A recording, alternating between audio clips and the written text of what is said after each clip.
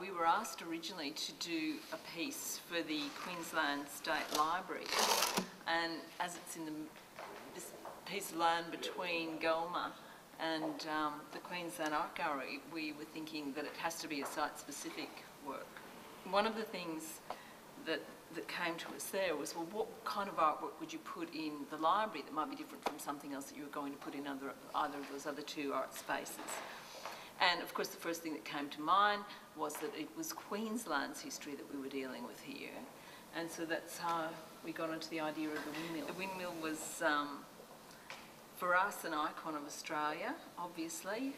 It's featured in everything from Baz Luhrmann's film Australia to early images such as Russell Drysdale's archetypal images of outback Australia and the hardships, to images like, well, it's the first scene of Wake in Fright. The harvesting of, obviously, the water, the Griffith brothers' heritage and their sort of inventive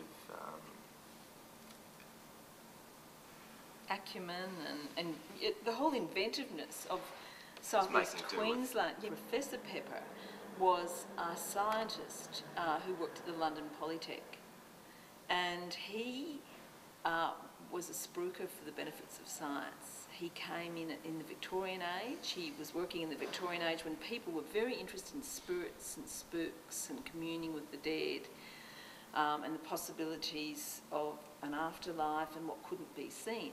Now Pepper saw his role as saying to people, look, this is all fantasy, it's all fabrication, it's all sideshow freak tents that do this through science to give these apparitions. Libraries are, they are, as we've been saying in this work, they've got all kinds of hidden treasures, but you've got to look for the clues. It's not always the most obvious stuff that's the most interesting stuff. It's sometimes those things on the edges and the peripheries that can take you on the most interesting journeys, because they take you on the journeys to places that you didn't know you were going to. And I think that's one of the things that art does too, like libraries. They can take you to places that you haven't been to before. If there was one thing that I would always want the audience to get out of an exhibition, it would be that it touched them in some deep place. That it would be, that it connected with them in a way that wasn't purely verbal. That it was somehow a moving experience that made them sort of,